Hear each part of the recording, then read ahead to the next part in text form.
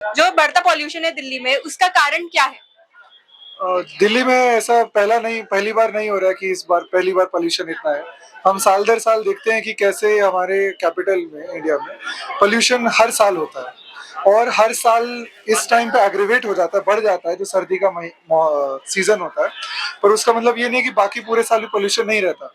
आप देखिए जो पोल्यूशन का जो रिक्वायर्ड लिमिट्स है वो 50 के नीचे होना चाहिए, पर पूरे साल ऑन एवरेज आपका 200, 300, 350 रहता ही है।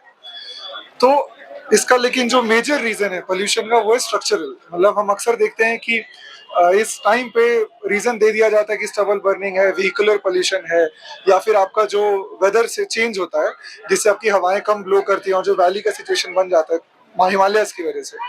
लेकिन असलियत में द इशू इज स्ट्रक्चरल, कि आपका जिस तरीके से पूरा सरकार रन हो रहा है, और ये सरकार ही नहीं जिस तरीके से पूरा देश रन हो रहा है, यहाँ पे जो आप इंडस्ट्रियलिस्ट को, आप जो पूरे सर्विस सेक्टर को, जो आप जो बेसिकली कैपिटलिस्ट क्लास है, जो पूंजीपति जो लोग हैं, आप उन लोगों को प्रेफरेंस दे रहे हैं। आप देखेंगे कि इस देश में क्या इलेक्ट्रिक व्हीकल्स नहीं बन सकते हैं? क्या इस देश में आप इंडस्ट्रीज को एक सस्टेनेबल तरीके से रन नहीं कर सकते हैं? लेकिन वो करना नहीं है, क्योंकि मेन मुद्दा है प्रॉफिट।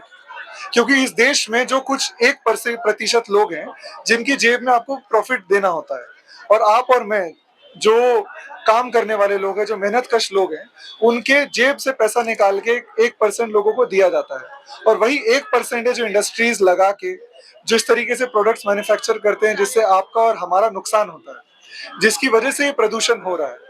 और वही 1% है सरकार भी रन कर रहा है। जो हम बोलते हैं अडानी और अंबानी की जो सरकार है, उसको बिल्कुल फर्क नहीं पड़ता कि आपका फेफड़े जवाब दे रहे हैं कि नहीं, आपका दिल रुक रहा है कि नहीं। उनको सिर्फ इतना फर्क पड़ रहा है कि उनकी जेब में लाखों करोड़ों रुपए है कि नहीं।